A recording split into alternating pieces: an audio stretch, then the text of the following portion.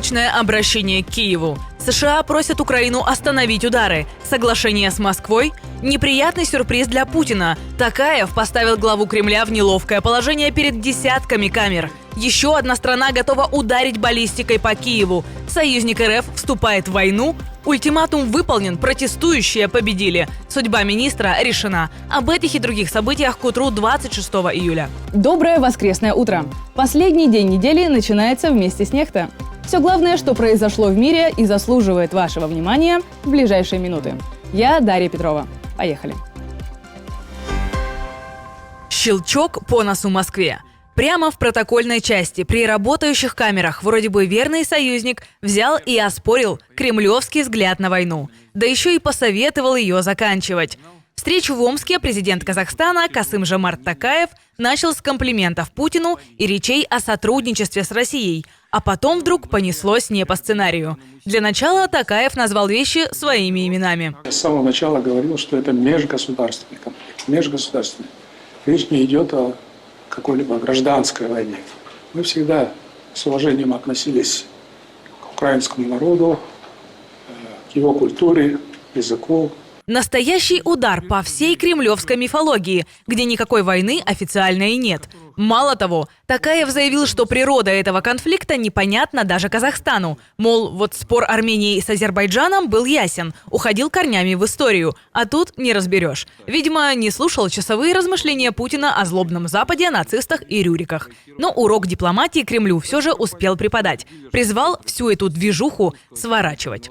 Может быть, этот конфликт уже стоит заморозить и вернуться к стамбульской формуле 2.0, поскольку там были достигнуты значительные результаты.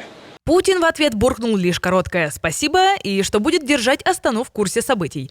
И на этом трансляцию успешно свернули. Оно и понятно, когда союзник по военному блоку прямо в кадре советует тебе закончить войну, которую ты сам и начал, картинка для Кремля выходит крайне неудобная. Правда, Z-каналы почему-то отказываются верить, что у президента Казахстана может быть собственное мнение. Путин же такой влиятельный. Ну как при нем кто-то может сказать что-то не то без отмашки? Пошла прогревочка. Президент Казахстана якобы типа своим мнением чисто так случайно предложил Владимиру Путину заморозить конфликт и вернуться к Стамбулу 2.0. Жду Минск 3.0. Все хорошее, давно забытое старое. Союзник РФ угрожает ответным ударом. По Киеву прилетит иранская баллистика? Все из-за операции СБУ в Каспийском море. Накануне спецслужба поразила сразу 2 подсанкционных грузовых судна, которые, по данным Украины, возили военные грузы между Ираном и Россией. Зеленский про удар сообщил публично, и иранские телеграм-каналы ответили незамедлительно. Вежливое напоминание господину Зеленскому. Вся Украина в зоне досягаемости иранских баллистических ракет, включая сверхтяжелую Харамшахр-4. Связку Тегерана с Москвой задели, и оттуда сразу посыпались ракетные угрозы. Что само по себе показательно. Раз Иран так занервничал из-за пары сухогрузов, значит, канал военных поставок между ним и Кремлем – штука крайне чувствительная. Срочное обращение к Киеву из Вашингтона. США просят Украину отказаться от ударов. Касается просьба только некоторых судов в Черном море. И все из-за собственных денег. По данным The Wall Street Journal, под недавнюю атаку украинских дронов у Новороссийска попал танкер, который был застрахован американским нефтяным гигантом «Шеврон». Ранее Казахстан остановил поставки нефти в порт Новороссийска по Каспийскому трубопроводному консорциуму из-за ударов по танкерам. А у «Шеврон» там серьезный интерес. Доля в самой трубе и половина одного из крупнейших месторождений Казахстана. Гендиректор «Шеврон» тут же побежал в администрацию Трампа обсуждать риски. И вскоре Украина получила послание. По нероссийским судам в Черном море не бить. В Киеве смотрят на все под другим углом. Андрей Сибига напомнил, кто устроил террор на море, и призвал мир не путать причину со следствием. С 2022 года российские удары повредили или уничтожили 1054 объекта портовой инфраструктуры, поразили 232 гражданских судна, убили или ранили 307 мирных людей. Без всяких поводов, причин или оправданий своего террора. Перекрывая морской коридор, Россия ставит под удар не только Украину, но и десятки стран, которым идет украинское зерно. А это, на секундочку, продовольствие для семей в более чем 55 государствах. Воздушные удары прекратятся? Как сообщает Reuters со ссылкой на источник, украинские и американские представители обсуждают предложение о прекращении именно воздушного огня, то есть о том, чтобы стороны перестали лупить друг по другу ракетами и дронами. Этот план собираются представить Москве в рамках нового раунда мирных инициатив. Правда, особых иллюзий никто не питает. Украина и раньше выходила к Путину с предложениями о перемирии, и все они были отвергнуты. Но теперь, полагают некоторые чиновники, у Кремля может появиться повод стать позговорчивее. Непрерывные удары украинских дронов и ракет так бьют по российской экономике, по тем же НПЗ и топливу, что Путину, возможно, придется смягчить позицию. А в самой России, похоже, кое-что уже начинают осознавать, сидя в лесу. По крайней мере, эвакуированная во время тревоги сотрудника склада Wildberries. Скажите, пожалуйста, что вы чувствуете? Разочарование В чем? во власти нашей, Почему? потому что он допустил это. У нас, конечно, такая паника внутри, да не описать словами, что мы пережили все. Страшно, очень страшно. А в Украине тем временем усиливают давление на уклонистов от мобилизации. Военный омбудсмен Ольга Решетилова заявила, что уже разработаны законопроекты, которые предусматривают для тех, кто бегает от призыва, блокировку банковских счетов, ограничения на водительские права и на получение административных услуг. Документы, как она уточнила, готовы, но в Верховную Раду пока не внесены. Их еще предстоит рассмотреть, обсудить и провести через парламент. Тема для страны крайне болезненная, на фоне и без того непростой ситуации с мобилизацией и работой ТЦК. Коммунальный коллапс с внезапным поворотом. 2 дня подряд Грузию накрывали масштабные отключения света. 24 июля без электричества оставались Тбилиси, Батуми, Кутаиси и другие города.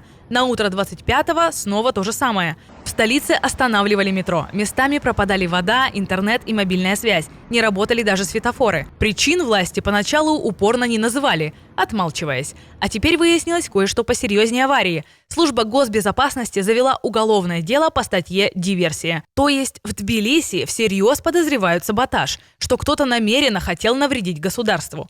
Подробности спецслужба обещает раскрывать постепенно. Любопытная деталь. Отключения задели и оккупированную Россией Абхазию. А все потому, что крупнейшая на Кавказе Ингурская ГЭС стоит на границе, и вырабатываемый ток стороны делят в пропорции 60/40. Россия же обеспечивать регион безвозмездно не желает. Так может проще вернуть захваченное обратно и не мучить людей? Хотя мучения, похоже, путинская власть и ставит во главу угла на всей своей сфере так называемого влияния. Еще один коллапс, но уже на границе. На пункте пропуска Шегини-Медыка на Львовщине выстроились гигантские очереди. Автобусы застревают тут на 12 часов. Скопление людей с обеих сторон границы. По данным пограничников, только перехода пешком под палящим солнцем ждут более 200 человек. Среди них маленькие дети. Как оказалось, на польской стороне затеяли масштабный ремонт дорожного покрытия. Как раз на автобусной полосе. Вот, все и встало. Люди в международных автобусах попросту не выдерживают, бросают вещи и идут через границу пешком. Украинскому вице-премьеру даже пришлось встретиться с польским министром инфраструктуры. Ранее Польша и вовсе грозилась летом полностью остановить автобусное сообщение на этом пункте пропуска. Но в итоге стороны договорились координировать работу, чтобы свести неудобства для пассажиров и перевозчиков к минимуму. Протестующие празднуют победу. Ультиматум выполнен. Народ расходится. Министр образования подал в отставку. Именно этого тысячи людей требовали на улицах Нью-Дели все эти дни, о чем мы рассказывали ранее. Он стал первым министром, который подал в отставку под давлением общественности за 12 лет у власти правящей партии и премьера Нарендра Моди.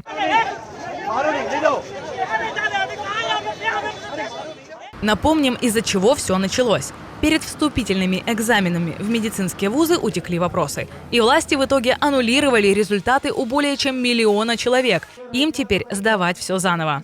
Дело дошло до того, что правительство на несколько дней даже отключало Telegram по всей стране. Активные столкновения с правоохранителями пришлись как раз на время блокировки мессенджера. Но народ не разошелся и додавил. Власть отступила. Правда, протестующие требовали и отставки самого премьера. Это требование пока не удовлетворено. Крот в самом сердце НАТО. Верховный штаб Альянса, где куется оборона всей Европы, оказался не так уж и неприступен. В святая святых западной военной машины работал чужой агент. Речь о гражданке Канады китайского происхождения. По версии следствия, она могла заниматься разведкой в интересах некой третьей страны и состоять в преступной организации. Как пишут бельгийские СМИ, сначала на стажерку обратили внимание службы безопасности, затем подключилась военная разведка, а после – Федеральная прокуратура. Дома и на рабочем месте прошли обыски с участием специалистов по киберпреступлениям. Позже суд выдал ордер на арест. Расследование продолжается.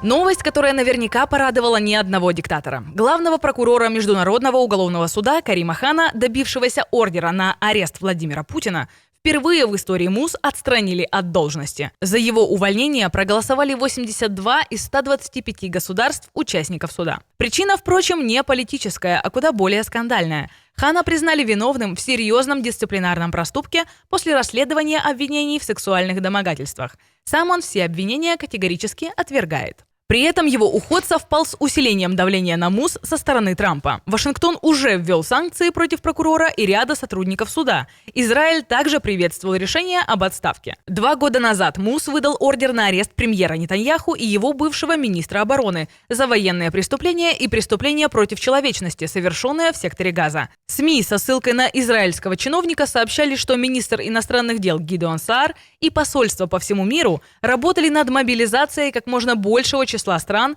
для голосования за отставку прокурора Хана. Важное уточнение. На ордер против Путина и Нетаньяху отставка прокурора никак не влияет. Останется он в силе или нет, решают только судьи МУС, а не прокурор.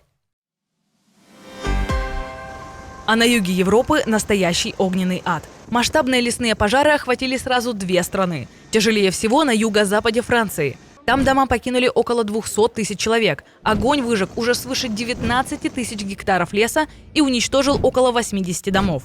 На борьбу со стихией бросили военных. Подключилась и помощь со стороны ЕС. В Испании эвакуировали порядка 25 тысяч человек. Еще почти 40 тысячам велено не выходить из помещения. Под Мадридом 3 пожара слились в один, справиться с которым спасатели пока не могут. Его уже назвали самым страшным за всю историю региона. Власти объявили в стране чрезвычайную ситуацию национального уровня. И напоследок кадры, от которых разрывает сердце.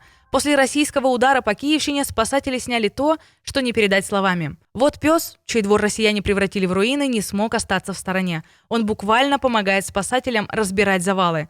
А рядом кот всем теплом и нежностью поддерживает хозяина, пока тот осматривает пепелище. Животные, может, и не понимают, что такое война, но чувствуют боль своих людей. На этом на сегодня все. Спасибо, что были с нами. Вечером вернемся со свежим выпуском с командой «Нехта».